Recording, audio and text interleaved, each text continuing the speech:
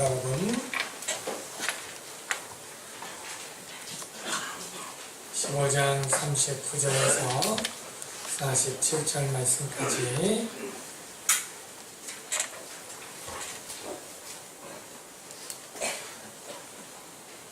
기도하겠습니다.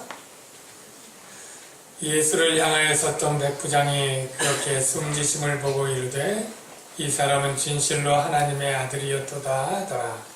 여기서 아브라함은 여자들도 있었는데 그 중에 막달라 마리아와 또 작은 야고보와 요새의 어머니 마리아와 또 살로메가 있었으니 이들은 예수께서 갈릴리에 계실 때 따르며 섬기던 자들이요 또 이외에 예수와 함께 예루살렘에 올라온 여자들도 많이 있었더라.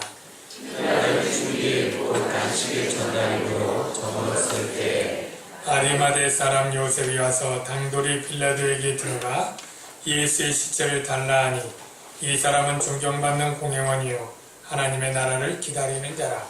빌라도는 예수께서 벌써 죽었었다고 이상히 여겨 백부장을 불러 죽이자고 여기나 묻고 백부장에게 알아본 후에 요셉에게 시체를 내주는지라. 요셉이 사방으로 서서 예수를 내려다가 그곳으로 싸서 안식에 한 무덤에 넣어두고 돌을 빌려 무덤 문에 놓으매 알았죠? 막달라 마리아와 요셉 어머니 마리아가 예수 둔 곳을 보더라. 아멘. 네, 좌우에 앉으신 분한테 잘 모르더라도 사랑합니다 라고 인사하겠습니다. 네, 사랑합니다.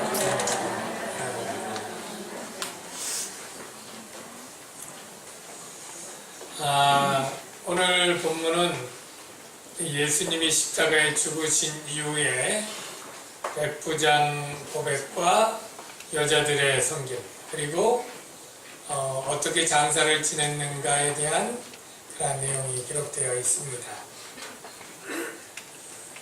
예수님이 죽으신 시각이 오후 3시경인데 그 죽음을 보고 백부장이 이렇게 얘기를 합니다. 이 사람은 진실로 하나님의 아들이었도다. 근데 놀라운 게 이 마가복음에는 예수님이 하나님의 아들이다 고백한 그 내용이 딱 3번 나오는데 2번은 성부 하나님이 말씀하시고 한 번은 유일하게 이 백부장이 말한 것으로 기록되어 있습니다. 우리가 알기로는 베드로도 주는 그리스도시여 살아계신 하나님의 아들입니다 라고 고백했다는 것을 아는데 마태복음엔 그렇게 되어 있는데 마가복음에는 하나님의 아들자가 빼고 고백이 되어 있어서 유일하게 인간편에서 예수가 하나님의 아들이라고 고백한 첫 마디가 예수의 사형을 집행하는 총대장인 로마의 이 백부장에게 나왔다는 것은 참으로 아이러니하고 이상한 일처럼 보입니다. 이 백부장이 왜 이런 고백을 했을까라는 생각을 해볼 때 몇 가지로 생각할 수 있는데 첫 번째는 이 당시 하나님의 아들이라고 하는 고백의 가치를 낮추는 해석으로 당시 웬만하면 참 훌륭한 사람 또는 높은 사람을 하나님의 아들로 칭하던 그러한 습관이 있었다라는 거죠. 제가 군대 가려고 신검 받았는데 면제를 받았습니다. 그랬더니 사람들이 다 신의 아들이라고 저를 맞습니다. 신의 아들. 근데 그 당시에는 자꾸 그거 이유가 뭘까 그거 생각하지 마십시오. 진도 나가야 됩니다. 그 당시에는 황제도 다신론에 입각해서 황제도 신의 아들 이렇게 불렀고 전쟁 영웅과 훌륭한 천자도 신의 아들 이렇게 불렀던 경향이 있기 때문에 아마 그 정도일 것이다 이렇게 생각을 하죠. 참고로 누가복음은 이는 진실로 의인이었도다 이렇게 백부장이 고백한 걸로 기록된 것이 아마 그런 주장을 더욱 뒷받침하고 있다고 생각이 됩니다. 그런데 이 사람이 이렇게 고백을 한 것은 아마 예수님이 처형당하는 모든 것을 진행해 보고 느낀 것이죠. 사실 예수님이 이 6시간 동안 처형당하는 십자가형을 당할 때에 사실 몇 마디 하지 않았지만 이 몇 마디 한 것을 백부장이 들었다면 굉장히 감동할 수 있는 것이 있습니다. 왜냐하면 이 십자가형의 이 고통이 얼마나 큰지, 여러분이 정말로 괴롭고 힘들면, 굉장히 아프면 조금만 뭐 해도 막 짜증이 나고 신경질이 나고 막 이러지 않습니까? 아마 그걸 생각해보면 이 십자가에 고통당하는, 형을 당하는 이 죄수들은 그냥 신경이 날카로워질 대로 날카로워지고 악에 받칠 대로 받쳐 있기 때문에 누가 지나가는 사람들이 조롱을 한다? 머리를 흔들면서 욕을 한다? 그러면 그 정신은 말짱하기 때문에 거기에 계속 자기도 저주를 퍼붓고 욕을 하고 하는 거예요. 예, 보통은. 그리고 그 고통 가운데 계속 비명을 지르고 시끄럽게 하는. 근데 예수님은 전혀 그러질 않았던 거예요. 오히려 예수님을 향해서 자기를 구원해보라, 고개를 흔들면서 이렇게 조롱하고 하는 사람들을 향해서 저가 자기 죄를 알지 못해서 그러니까 용서해달라고 기도하지 않습니까? 자기를 조롱했던 강도까지도 나중에 네가 나와 함께 낙원에 있을 것이라고 얘기하고, 자기의 모친의 안위를 걱정해서 유한하게 내 어머니라고 모실 것을 얘기하고, 전혀 누군가를 향해서 원망하거나 욕을 하거나 저주를 하거나 괴로워 부르짖거나 이런 것이 없이 괴롭지만 그 고통을 감내하고 하는 이런 모습이 가마 감동을 주었을 것이다 라고는 또 생각이 될 수 있어요. 어쨌든 마가는 이 백부장이 하나님의 아들로 고백을 했고 그가 예수를 믿게 된 것이라고 증언을 하고 있습니다. 실제적으로 역사의 기록을 보면 이 사람은 정말 예수를 믿었고 얼마나 열심히 믿었느냐면 갑바도기아라고 터키 지역에 가서 복음을 전하다가 그 믿음 때문에 순교했던 인물로 이 사람이 기록되어 있습니다. 저는 이 백부장을 통해서 깨닫게 되는 영적 교훈이 정말 하나님의 구원은 우리 인간으로는 예상할 수 없을 정도로 모르는 일이다 라는 것을 깨닫습니다. 여러분들은 언제부터 예수님을 믿게 되었고 어떻게 믿게 되었습니까? 태어나 보니까 어머님이 믿어서 의뢰의 주일이면 엄마 손잡고 유치부부터 갔던 사람들도 얼마 계실 거예요. 대부분은 중학교, 고등학교 시절 미션 스쿨이어서 아니면 친구 따라 놀러가는 셈 치고 갔다가 믿게 된 분도 있을 거고요. 결혼 후에 나이 들어서 외롭고 쓸쓸하고 어렵고 이래서 어떤 권유를 받아서 옆집 아줌마 너 친구 따라 이렇게 나오게 된 그런 분들도 많이 있을 것입니다. 그런데 그 시작에 볼 때 내가 예수를 믿어야지 작심하고 결정하고 이렇게 한 분들 별로 많지 않을 거예요. 한번 나가볼까? 아니면 우연한 기회에 만난 사람 때문에 그렇게 아마 시작한 분들이 대부분일 거라고 생각이 되는데요. 이 백부장은 훨씬 더하죠.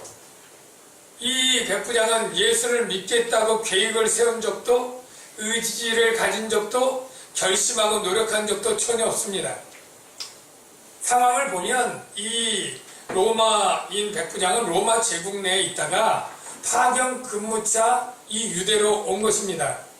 이 동쪽 남쪽의 유대로 올 때 아마 굉장히 투덜대면서 내가 그 먼 데로 가서 근무를 해야 되는 걸 불만 가득히 왔을 것 같다는 생각이 들고요. 가이사랴에서 근무를 하다가 6월절 절기라 예루살렘으로 특수 임무차 지금 온 것입니다. 빌라도와 함께. 그러니까 평상시엔 예루살렘에 있지도 않던 사람이었고요. 그런데 보통 군단이 6,000명인데 6,000명보다 적어도 수십 명의 백부장이 있길 마련입니다. 그런데 이 사람은 어쨌든 하여간 예수님 체포할 때 그 밤에 겟세마네 동산에서 체포하는 일을 했을 것 같고요. 그리고 밤새 신문할 때 그 옆에서 지키고 있었겠죠. 그리고 신문이 끝나고 형이 끝난 다음에 대부분의 로마 군인들 장교들은 이제 숙소로 들어가서 밤샘 철야 근무했으니까 쉬는데 재수없게 이 사람은 이 낮근무까지 맡게 된 거죠. 그래서 자기와 자기의 병사들 수하를 데리고 예수님의 사형을 집행하는 일까지 그 피곤하고 졸린 눈을 가지고 하여간 기분 힘들게 하면서 그 형에 갔을 겁니다. 그리고 9시서부터 오후 3시까지 예수님의 형을 책임지니까 그곳을 떠나지 못하고 그 모든 장면을 목격하고 목도할 수밖에 없는 것이죠. 그리고 나서 그가 예수님의 하나님의 아들인 것을 고백하고 그것이 계기가 되어서 예수님을 믿을 뿐 아니라 목숨 걸고 믿어 믿음 때문에 순교한 자가 되었다는 것입니다. 여러분, 하나님의 구원은 이처럼 어떻게 예수님을 죽이고 사형을 집행한 그 로마 병사의 우두머리를 하나님이 선택하시고 구원하실 수 있을까요? 우리가 상상도 못했지만 하나님은 그렇게 일하시는 거예요. 여기 있는 우리들이 예수를 믿고 있으니까 우리는 구원받기로 작정되었나 보다 하지만 어느 누군가는 도저히 저 사람이 예수 믿을 것이다라고 생각하지 못했던 사람이 믿는 일이 너무나 많은 것이죠. 다른 사람은 다 믿어도 저 사람은 안 믿을 사람인데 하루아침에 돌변해서 믿는 일이 기적처럼 일어나는 것입니다. 이처럼 하나님의 구원은 사람이 예상하지 못하고 사람이 간섭하지도 못하고 사람이 감나라 대추나라 하는 것처럼 하나님 저를 구원하십시오. 저는 구원해서는 안 됩니다. 우리 아버지를 구원하셔야 됩니다. 이런 것들이 기도로 요청할 수 있지만 절대적으로 영향받지 않는 하나님은 주권적으로 그 기쁘신 뜻대로 당신이 택할 백성들을 택하시고 구원하신다라는 사실을 다시 한번 우리가 깨닫습니다. 그래서 우리들이 고백할 것은 내가 구원받을 자격이 있거나 공로가 있어서 구원받은 것이 절대 아니고 주권적인 하나님의 선택에 의해서 기쁘신 뜻에 의해서 내가 정해졌고 내가 그래서 인생 살다가 어느 때에 예수를 믿고 지금 이 자리 이 예배당에 있게 되었노라. 하나님의 은혜로 이 쓸데없는 자 왜 구원하여 주는지 난 알 수 없도다. 우리가 이 고백하며 하나님을 찬양하며 살아야 될 줄로 믿습니다. 이 형장에 또 있었던 사람들이 있었는데 이름이 나오죠. 그 이름은 여자들의 이름입니다. 40절을 보면 멀리서 바라보는 여자들이 있었는데 그 중에 막달라 마리아, 잘 아시죠? 귀신 들렸다가 예수님에게 치유받고 그래갖고 따라다니는 여자입니다.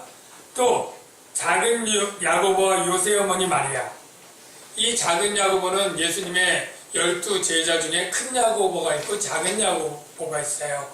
큰 야고보는 우리가 세베대의 아들, 즉 베드로, 야고보, 요한 할 때 이 야고보가 큰 야고보.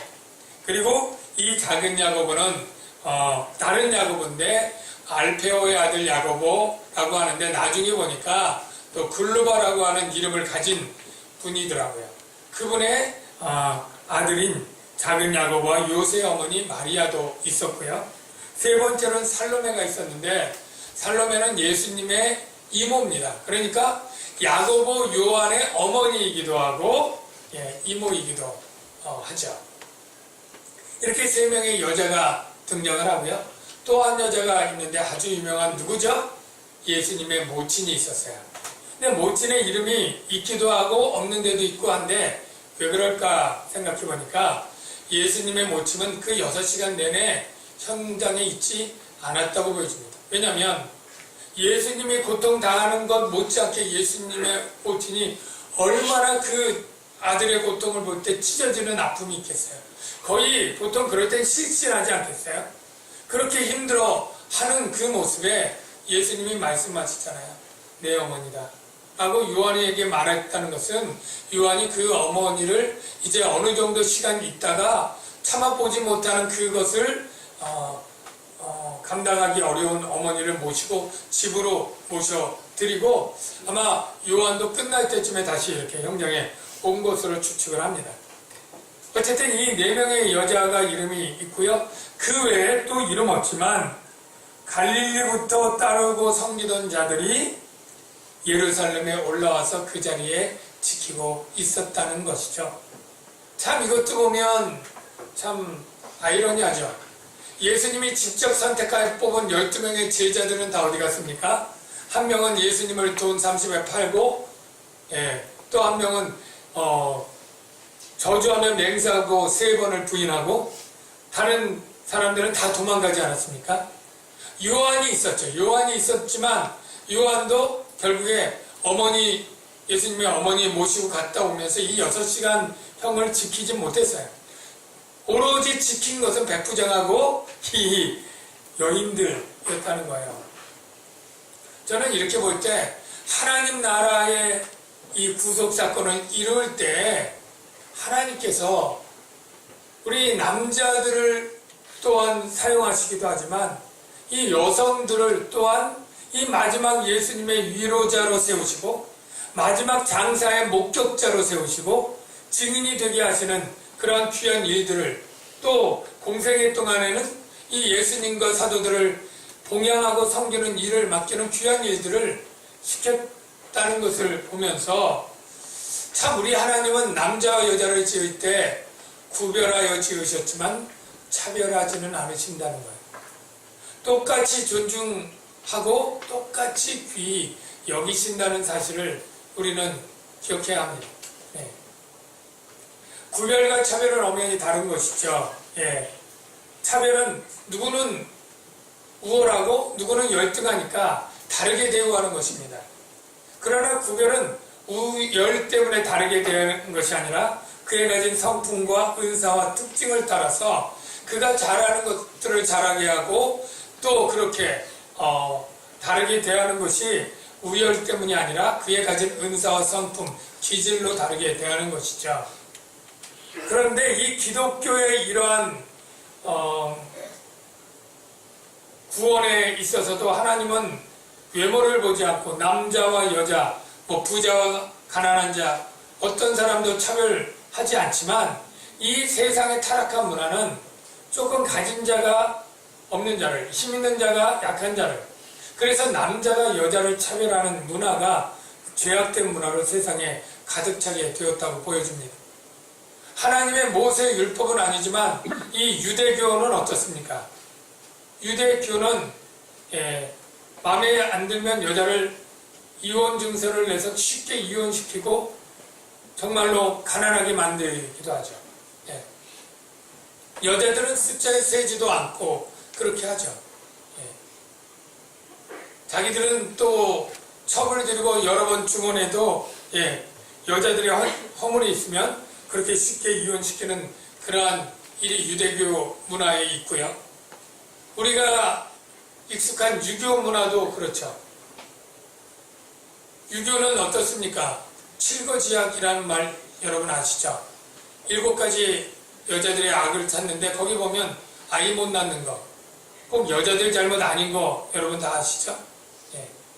질투하는 거, 물론 그것은 좋지 않은 겁니다만 그러길래 남자가 첩을 두고 이렇게 하니까 질투 안 할 수가 없잖아요.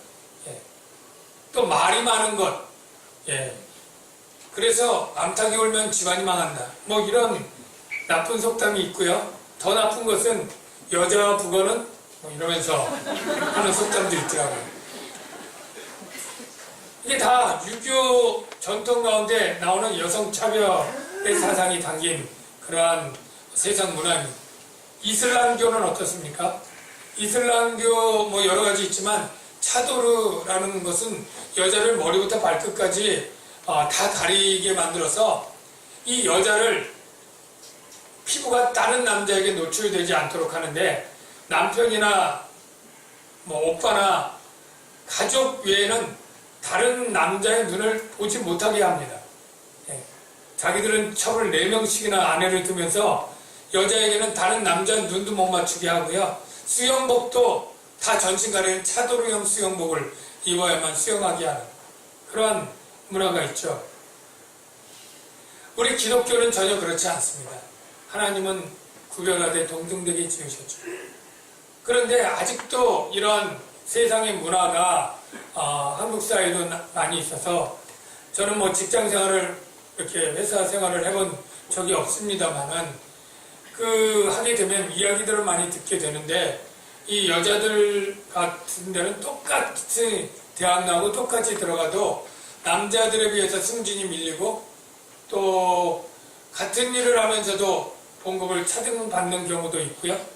또 당연히 결혼해서 임신하고 그리고 출산하고 육아하게 될 때 회사에서 사직을 권고하고 그리고 임원 승진해서 훨씬 더 똑같이 있어도 누락되는 사례들 그런 일들이 많다고 합니다. 사랑하는 성도 여러분, 우리가 그리스도인이라면 이 하나님께서 여성들을 통해서 하나님의 나라를 세우고 교회를 이끌어가는 이것을 우리가 알고 존중해 줘야 될 줄로 믿습니다. 만일 한국 교회에서 여자들이 빠진다면 어떻게 될까요? 너무너무 썰렁하고 얼마 안 가서 쇠퇴하겠죠. 새벽기도 대부분 여자분이 지키고 있습니다. 전도 다 대부분 여자분들이 하고 있고요. 많은 부분에서 물론 남자분들이 하는 귀한 일도 많이 있습니다만 여자분 또한 그에 못지않게 귀한 일들을 많이 하고 있고 하나님 나라에서는 그 상이 차별되지 않고 동일하다. 이것을 우리 교회 다니는 우리 그리스도인들은 교회에서뿐 아니라 여러분이 혹시 직장 사업장의 오너이시라면 또 상급자이라면 또 어떤 결정권자라면 이 차별 없는 이러한 그리스도의 문화들을 여러분들이 계승하고 전해야 될 줄로 믿습니다. 별로 아멘들은 안 하시네요. 그럴 줄로 믿습니다. 아멘.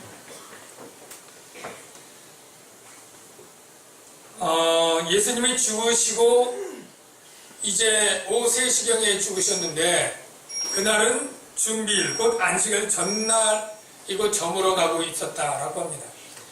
우리가 저물다고 할 때 제 생각에는 적어도 한 6시 넘어서 5시는 넘어야 된다 이런 생각을 가지고 있어요. 여러분도 아마 그럴 거예요. 그런데 유대인들이 저물다는 두 가지 개념입니다. 이른 저녁이 있고 늦은 저녁이 있는데 이른 저녁을 오후 3시부터 6시까지 그리고 늦은 저녁은 6시부터 9시 이렇게 구분해서 편하게 사용을 한다고 그래요. 그러니까 저물어 가는 게 4시도 저물어 가는 때가 맞습니다. 그런데 이날이 준비일이다. 준비일은 뭐냐면 안식일 준비일이에요.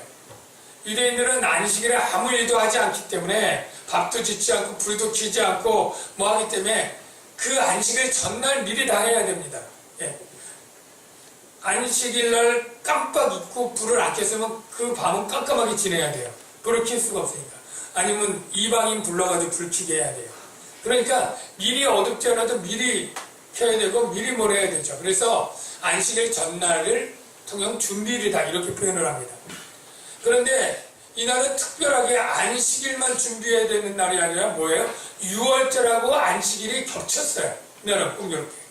그러니까 아주 큰 날이니까 얼마나 준비할 게 많습니까? 그런데 그 시간이 2시간밖에 안 남았어요. 한 4시경에 아리마대 사람 요셉, 아리마대는 지명입니다.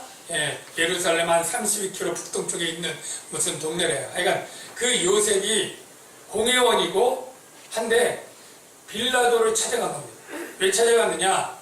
예수님 죽었으니 시체를 주면 내가 장사를 하겠다고. 그렇게 찾아간 거예요. 여러분, 찾아간 이유를 설명하면 로마 사람들은 십자가형에 달린 죄수를 그냥 내버려둬요. 내버려둬요. 예. 그런데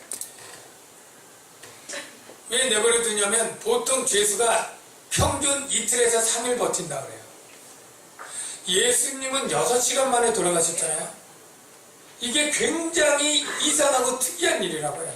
우리는 그냥 이전에 이걸 비교하지 않을 때는 원래 십자가에 달리면 한 6시간 버티다 죽는 게 일반적인 시간인가 보다 이렇게 그냥 생각을 했어요. 여러분도 그렇지 않습니까?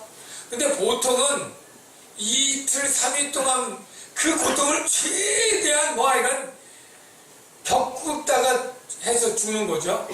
2, 3일 걸리는데 이 3일 걸려 죽으면 로마법에 이 반란자들이 악하니까 매장하도록 내주지 않는데요. 특별히 그냥 달려 죽도록 내버려 두고 거기 매달려 놓고 새가 쫓고 막 짐승이 먹이가 되고 정 내려놓으면 매장하는 게 아니라 어떤 공동묘지에 탁 던져놓으면 개가 듣고 뭐 이렇게 해서 그냥 아주 그 시신도 회파되도록 이렇게 하는 법입니다.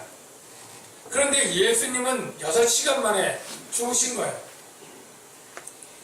빌라도가 아리마다 요셉이 예수님 죽었으니까 시체 달라니까 깜짝 놀라는 게 이유가 있는 거예요.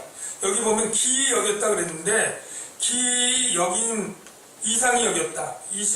44절에 예수께서 벌써 죽었을까 이상이 여겨 백부장을 불러 죽은 지가 오래냐 묻고 백부장에게 알아봤다.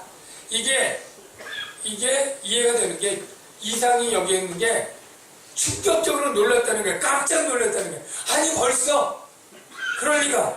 이래가지고 사형 집행관 백부장 불러가지고 죽은 게 확실하냐? 죽은 지 오래냐? 가서 알아봐라. 그래서 가서 알아봤더니 정말 두 강도는 쌩쌩이 살아있어서 강도의 햄머로 다리를 뼈를 부러뜨려서 죽입니다.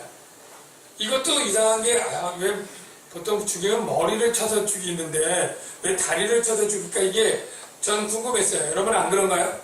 제가 지난번에 얘기한 것처럼 왜 그러냐면 십자가 달리면 10분, 20분 버티면 몸이 처지게 되고 처지면 폐가 숨을 못 쉬어서 질식하게 되면 어떻게 해요? 이 십자가 밑에 발 받칠 수 있는 그 힘으로 뻗팅겨서 올려서 간신히 숨을 쉬는데 다리뼈가 부러지니까 뻗팅겨 올라올 수가 없는 거죠. 그러면 질식해서 죽는 거죠. 근데 두 강도는 그렇게 생생한데 예수님은 정말 죽은 게 확인되어서 이제 창으로 찔려서 확인 사살을 했더니 물과 피가 쏟아져 나오고 죽은 걸 확인했다라는 내용이 이제 나오게 되죠. 그래서 이거는 혹여라도 부활을 부정하는 많은 사람들이 예수님이 죽은 것이 아니라 십자가에서 일찍 기절했다. 죽은 상태였지만 가짜였다. 그래서 무덤에 넣었더니 시원하니까 거기서 정신을 차려서 나온 거지 부활한 게 아니다. 이렇게 주장하는 기절설, 가사설 이런 설이 잘못됐다는 것을 분명히 이 사건을 통해 확증하고 있습니다. 근데 이런 생각을 해봐요. 왜 예수님은 다른 사람은 2, 3일 걸려서 버티는데 단지 이렇게 허약하게 6시간 만에 죽으셨을까? 무슨 사연이나 이유가 있을까? 라고 생각해보면 세 가지를 생각할 수 있습니다. 뭐 여러분도 생각하겠지만 첫 번째로 예수님은 그 전날 땀방울이 핏방울이 되도록 철학기도 했어요. 이게 얼마나 힘든 일인지 몰라요. 핏방울이 되도록. 그런데 체포당해서 끌려왔는데 신문을 4번을 당합니다. 처음에 안나스에게, 그리고 가야바에게, 또 헤로당에게 갔다가 또 가야바에 갔다가 이제 빌라도에게 5번이나 옮겨 다니면서 신문 받을 때 탈진한 거죠. 뿐만 아니라 다른 강도보다 예수님은 빌라도가 좀 선처하려고 얘는 무죄하니까 그냥 때려서 놓겠다 이래서 그냥 유대인들을 만족시키려고 채찍질을 일단 때립니다.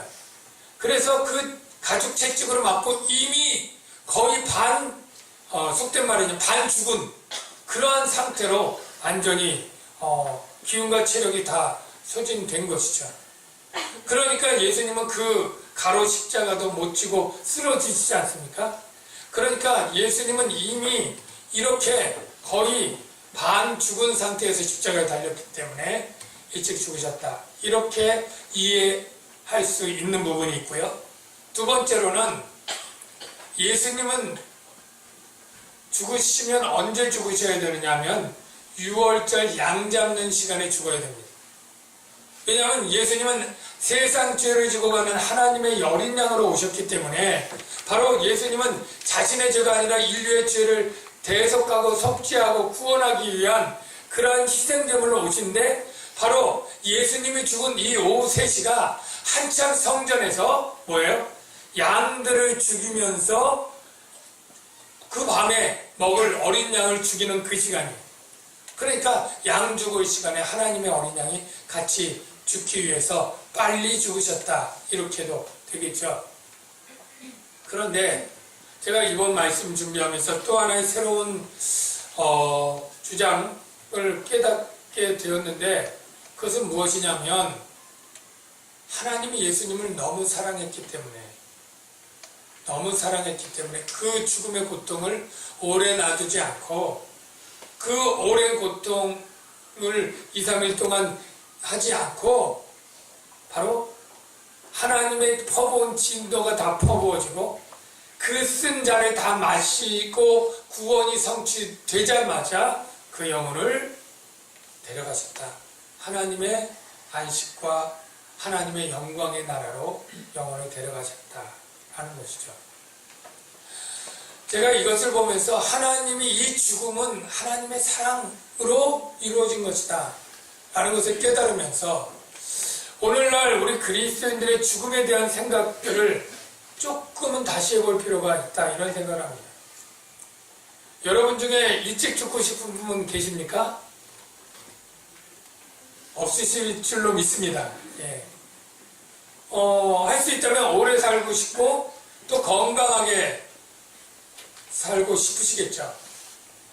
만약에 오래 사는데 치매 걸리고 중환자실에 오래 있는 그러한 삶을 살겠느냐고 물으시면 여러분 어떻게 생각을 하겠습니까? 그래도 그런 삶이라도 오래 사는 게 좋다고 생각하실 분 별로 없을 거라고 생각합니다.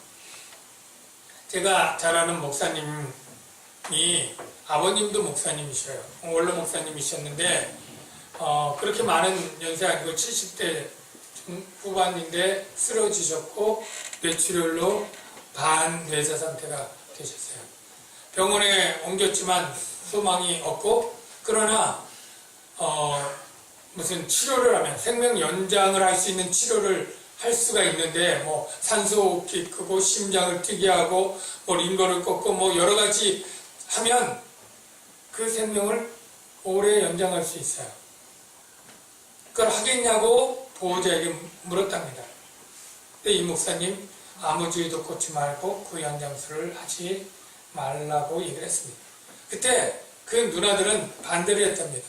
아니 아버님 조금이라도 더 사시게 해야지 그렇게 노래처럼 최선을 다해야지 왜 그거를 하지 않느냐 이런 식으로 이제 반대를 했지만 그 목사님 우리 아버님은 천국에 소망이 있고 지금 이렇게 하는 것은 우리 유족들도 고통이 되고 힘들지만 우리 아버님에게도 그것이 고통이지 결코 복이 아니다. 그렇게 해서 자연적으로 며칠에 천국에 가실 수 있도록 그렇게 했고 지금 돌이켜보면 그 누나들도 그때 결정이 옳았다. 이렇게 얘기들을 한다고 합니다. 이번에 백남기 씨 그 사건 여러분들이 다 아시겠지만 살리려면 1년도 버티게 할 수 있어요. 뇌는 죽어도 심장은 뛰게 할 수 있습니다. 이 생명 연장술 의학이 발달하면서 하기만 하면 1년 아니라 2년, 3년도 중환자실에 있을 수 있다고 그렇게 들었어요. 그러면 그것은 가족도 힘들지만 그 본인도 그 고통이 계속되는 것입니다. 그 환자도. 나중에 중간에 제가 맞는지 모르지만 그걸 하다가 그것을 다 빼겠다고 취소하겠다고 이렇게 할 수가 없다 그래요. 그러면 그게 살인죄가 된다 그래요. 아예 시작을 안 했으면 모를까 한 다음에 중간에 뽑을 수는 없다 그래요. 예. 우리가 예수 믿는 사람들은요, 죽음의 의미가 바뀌었습니다. 무엇이냐 하면 죽음을 하나님이 하나님 나라의 영광으로 들어가는 관문이고 그것은 복이라고 얘기를 합니다. 여러분, 요한계시록 14장에 있는 말씀을 제가 한번 자막을 통해 보여드릴 텐데요. 14장 13절. 자, 같이 한번 읽어볼까요? 시작. 또 내가 들으니 하늘에서 음성이 나서 이르되 기록하라. 지금 이후로 주 안에서 죽는 자들은 복이 있도다 하시고. 자, 지금이 어떤 시기냐면 예수님 믿던 후의 그리스도인들이에요. 저와 여러분 예수님 믿습니까? 주 안에 있습니다. 그렇다면 주 안에 있는 자들의 죽음은 뭐예요? 복이 있도다. 복이 있다는 거예요. 자, 그렇게 말하니까 그 다음 자막. 성령이 이르시되 맞장구를 쳐줍니다. 그러하다. 그들이 수고를 그치고 쉬리니. 수고가 그치고 쉼에 들어간다는 거예요. 여러분, 요한계시록에 보면 이 세상 사람은 환난 가운데서 나오는 사람이에요. 이 세상의 삶을 단적으로 환난 가운데 있다고 얘기를 합니다.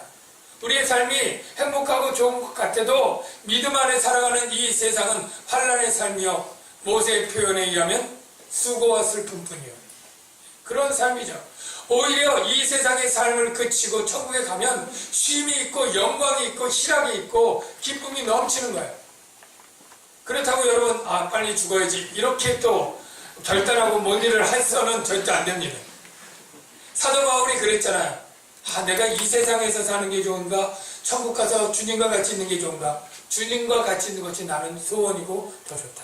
그러나 내가 이 세상에 보냈을 때는 하나님이 내게 하라고 주신 사명이 있기 때문에, 달려갈 길이 있고 표대를 향해 뛰어가는 그것이 있기 때문에 주님의 몸된 교회를 위해서 해야 될 일이 있고 그의 나라와 그의 의를 위해서 보내신 것이 있기 때문에 내가 충성되이 살아있는 동안 달려가는 일을 한다. 이게 바울의 고백인 줄로 믿습니다. 하나님이 주시는 생명 동안 우리는 그 의미에 해야 될 일이 있는 거예요. 그리고 이 충성되게 그 삶을 살아가야 돼요. 그러나 주님이 부르실 때는 할렐루야, 예, 내가 어떻게든 뇌는 죽고 중환자실에 있어서 생명을 연장해 나가면서 그렇게 사는 것은, 그것은 천국에 대한 소망이 없거나 그 천국에 대한 영광을 모르거나 하는 것이 아닐까, 그런 생각을 합니다. 정말 하나님 나라가 더 좋다면, 주님이 부르셨다면 할렐루야 하고 우리가 떠나는 것이 믿음의 사람들이 죽음을 대하는 그러한 태도라고 생각을 합니다. 옛날에 TV에 여러분이 많이 들어본 광고 있을 거예요. 열심히 일한 당신 떠나라. 그러면서 그 광고에는 스포츠카 탁 타고 그냥 도심을 쫙 달리면서 어디 휴양지로 가는지 하여간 그런 장면, 가서 돈 많이 쓰라고 신용카드 무슨 해서 했다고 하는데요. 저는 열심히 믿음을 지킨 당신, 주님 부르시면 떠나라 라는 것이 맞다고 생각해요. 왜냐하면 우리가 믿음을 지켜내는 건 이 세상에서 쉽지 않은 일인데, 그 믿음을 지키고 이가 때가 되어서 네가 지금까지 믿음의 인내를 잘 지켰구나, 너 합격, 그래서 부르시면 우리가 기쁘게 가는데 어디로요? 생명수 리버사이드 리조트, 발리나 와이키키에 될 것이 없는 그런 곳을 하나님 부르시는 거예요. 생명수 강가에서. 여러분, 이 믿음을 가지시기를 주의 이름으로 축원합니다. 그런데 우리가 그런 상황이 될 때 배우자나, 나는 그럴 수 있는데 배우자나 자녀들은 그게 참 힘든 거예요. 우리 아버님을, 남편을, 아내를 그런 상태에서 그런 생명 연장의 어떤 일을, 의수를 하지 않는 게 참 죄책감이 들기도 하고 불효하는 것 같고 이래서 굉장히 고통하고 주저하게 되죠. 그래서 저는 건강할 때 이런 이야기들을 배우자나 자녀들에게 해주는 것이 좋다고 저는 스스로 생각을 합니다. 그래야 우리 아버님이 이런 것을 하지 않고 참 편히 천국 가는 것을 소원하셨다고. 그렇게 될 때 자녀들이 편하게 그런 일들을 결정할 수 있지 않을까, 저는 그렇게 생각을 합니다. 왜냐하면 바로 죽음은 망하는 것이 아니에요. 고통 가운데 가는 것이 아니고 오히려 고통을 끝내고 쉼과 영광 가운데 들어가는 것을 우리가 믿잖아요. 복이 있다고 하나님이 말씀하시고 성령이 말씀하시는데 이걸 안 믿을 거예요? 믿는다면 우리가 스스로 그 죽음을 찾아서 가는 그것은 또 하나의 살인죄니까 안 되지만, 하나님이 부르시는 죽음의 순간에 찬송하며 그 영광을 소망하며 가는 것이 우리 그리스도인들의 죽음에 대한 그런 성경적 태도라고 믿습니다. 마지막으로 이 아리마대의 요셉을 보면 당돌했어요. 당돌하는 표현을 왜 썼느냐면 이건 잘 들어주지 않을 부탁이었습니다. 빌라도는 유대인 관원들을 싫어해요. 원래는. 그러니까 예수님의 머리에 있는 죄패도 바꿔달라고 할 때 가능한 한 거절했어요. 자기의 권위 때문에 타협하는 건 있어도 본성상 싫어하는데, 이 간원인 아리마대 요셉이 이런 부탁을 하는데 예수님의 가족도 아니고 제작도 아니고 상관도 없는 자가 부탁하니까 얼마든지 거절할 수 있었어요. 그런 부탁을 할 뿐 아니라 어떤 위험이 있느냐면 세 가지로, 유대인들은 공회에서 예수님을 친성 모독죄로 죽였잖아요. 그게 공회 결정이에요. 공회원인 자기가 예수님을 그것을 끌어내서 장사를 침례하고 죽어나면 그것을 배반하는 것이고, 아주 나쁘게 생각하면 같이 신성 모독죄로 엮어서 고발할 수도 있어요. 로마 입장에서도 반란죄로 죽은 반역죄인을 장사하는 것은 똑같이 반역죄에 해당하는 그런 혐의가 있는 것이죠. 뿐만 아니라 시체를 만지면 부정하게 됩니다. 안식을 잠깐 넘기면 유대인으로서 명예로운 이 유월절 만찬을 못해요. 그러니까 이런 여러 가지 종교적이고 정치적이고 자신의 어떤 사회적인 모든 위험이 있는 것을 감수하면서 청을 한 거예요. 여러분, 이것을 했을 때 의외로 빌라도는 허락을 했고 장사를 잘 치르게 됩니다. 그런데 여기서 생각하는 것은, 아리마대 요셉이 훌륭하다, 참 담대하다, 믿음을 잘 표현했구나. 원래 요한복음에 보면 아리마대 요셉은 원래 제자지만 사람을 두려워해서 숨기고 있었다, 이렇게 얘기합니다. 자기가 제자인 것을 말하지 않고 비밀 위에 감추고 있었어요. 근데 이때 어떻게 보면 커밍아웃 한 거죠. 나 그리스도인이야, 나도 예수 제자야, 그리고 한 것이죠.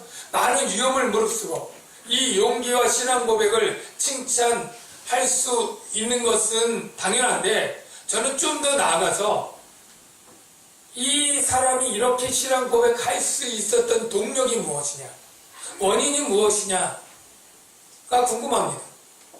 그런데 제가 누가 떠오르냐면, 여러분 모르드게와 에스더 이야기 잘 아시죠? 유다인이 멸망할 때 에스더는 왕비였잖아요. 그때 이 모르드게가 가서 이렇게 얘기를 하죠. 네가 가서 얘기를 해라. 그랬더니 내가 지금 법을 어기는 것이고 죽을 수도 있다, 그렇게 하니까 뭐라고 얘기합니까? 네가 지금 왕위에 있는 것이 바로 이 때문에 위험인지를 어찌 아느냐. 만일 네가 나가지 않으면 하나님은 다른 사람을 통해 구원할 것이고 너는 너와 내 아버지 집은 멸망할 것이다, 그런 얘기를 하죠. 그러니까 그때 에스더가 그럼 내가 규례를 어기고 나아가고 죽으면 죽을 것이다, 그렇게 나아가지 않습니까? 저는 이 제자인 아리마대 요셉이 그런 감동을 받았을 거라고 생각해요. 아리마대 요셉이 부자로서 예수님의 장사를 치우면서 구약의 예언이 성취되는 이런 것들이, 아리마대 요셉이 거절하면 예수님 장사 못 치르나요? 부자의 모시대 못 들어가고 약속은 취소되고 구원의 어떤 것들이 틀어지나요? 우리 하나님은 절대 그러지 않습니다. 아리마대 요셉 없으면 다른 공회원 중에 누구를 감동시켜서 그 일을 할 거예요. 반드시 그 일은 이루어집니다. 그런데 아리마대 요셉은 불순종의 사람으로 하나님의 어떤 형벌을 받겠죠. 내가 이 자리에 있는 것, 공회원으로서 예수를 믿고 부자로 내가 유산을 받으며 살았지만 이 모든 것이 하나님의 구원 계획을 위한 그때를 위함인 것이다 라고 하는 하나님의 음성에 그는 죽으면 죽으리다 순종하고 나가서 그 모든 위험에도 불구하고 그 일을 순종으로 승리한 사람이다 라고 생각합니다.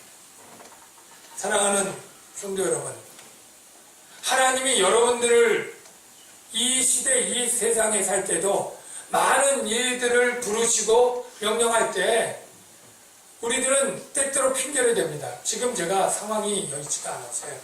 제가 지금 너무 바빠서요. 내가 이런저런 연약함이 있어서요. 그렇게 핑계를 댈 수 있습니다. 물론 하나님은 너그러우시고 이해하시지만 그러면 그 일은 다른 사람에게 넘어갑니다. 하나님의 일이 여러분이 거절한다고 해서 중단되거나 지체되는 법은 없습니다. 반드시 성공적으로 완수됩니다. 그러나 나를 통해서가 아니죠. 여러분 분명히 아시는 것은 이 당돌하다는 것은 당시의 인간적 방법으로는 안 될 일이었지만 그러니까 당돌하다고 하는데 하나님이 맡기신 일은 인간적 생각으로 안 될 것처럼 보이는 일이 많아요. 왜? 내가 능력이 없으니까. 내가 지혜가 없고 내가 형편이 안 되고 어려우니까. 그런데 하나님은 절대 우리들의 형편과 능력과 지혜를 통해서 일하시는 분이 아니에요. 우리는 힘이 없어야 됩니다. 우리는 지혜가 없어야 됩니다. 부족하고 어려운 환경이어야 됩니다. 그때 하나님이 일하시고 하나님이 지혜와 능을 주셔서 일하시고 하나님의 영광 받으시는 것이지 결코 내 힘과 능과 재능을 통해서 영광 받으시려고 하는 분이 아니라는 사실을 여러분 명심하시고 하나님이 부르시면 다 이유가 있고 하나님이 시키는 것은 다 할 수 있기 때문에 시키는 것이다. 여러분 숭배하실 수 있습니까? 네, 우리의 힘과 능으로는 못합니다. 그러나 하나님이 감동하시고 시키시면 할 수도 있습니다. 우리는 내 힘과 능을 의지하지 말고 하나님의 능력과 지혜와 인도하심을 순종하는 자들이 되어야 되지 않겠습니까? 그 은혜가 있기를 주의 이름으로 축원합니다. 이 시간에 우리 같이 찬양하는데요. 나 무엇보다 주님을 바꾸지 않는다. 나 무엇과도 주님을 바꾸지 않는다. 우리 이 찬양하면서 정말 우리가 주님으로 만족할 수 있고 또 주님의 명령을 순종할 수 있는 신앙의 사람들이 되게 해달라고 기도하는 시간 갖겠습니다.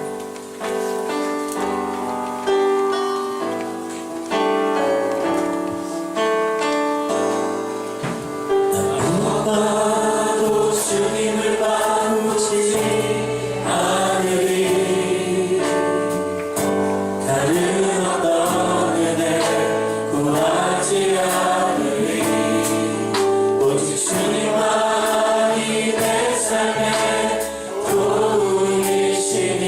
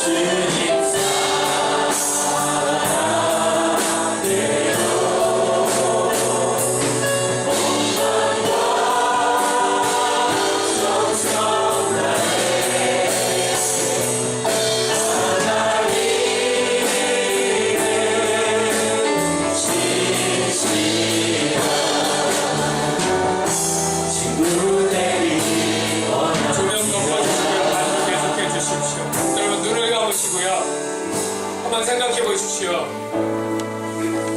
우리는 세상의 것들 때문에 주님이 부르실 때 응답하지 못하거나 나가지 못한 그러한 때가 우리 삶 속에 자주 있었습니다.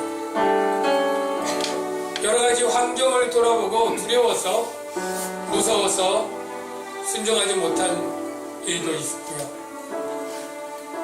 자신이 없어서, 능력이 부족해서 거절한 적도 있습니다. 그러나 주님은 우리의 능력과 우리의 자질과 우리의 도움과 우리의 어떤 은사 때문에 우리를 쓰시는 것입니다. 없으면 만들었어도 주실 수 있는 분이고, 내가 아니면 다른 사람을 얼마든지 세울 수 있고, 사람이 없으면 돌덩이를 들어서 일할 수 있는 분이 우리 하나님이시오. 나를 부르시는 것은 나를 사랑하기 때문이고, 내게 하나님의 일을 같이 동역함으로 복을 주기 위함인 것을 우리는 잘 깨닫지 못하죠. 이 시간에 우리 한번 이런 고백을 하겠습니다. 내가 세상의 어떤 것보다 주님을 더 우선순위해 주겠습니다. 세상 것들보다 주님을 통해 만족함을 얻겠습니다. 내가 인간적 판단으로 불순종하지 않고 하나님을 신뢰함으로 순종하는 삶이 되겠습니다. 부르시면 나가겠습니다. 마른 막대기 같지만, 정말로 쓸모없는 돌덩이 같지만 주님이 사용하실 걸 믿고 순종으로 나가겠습니다. 우리 다같이 이러한 고백들을, 이러한 다짐들을 우리 주여 한번 외치고 다같이 동성으로 기도하면 좋겠습니다.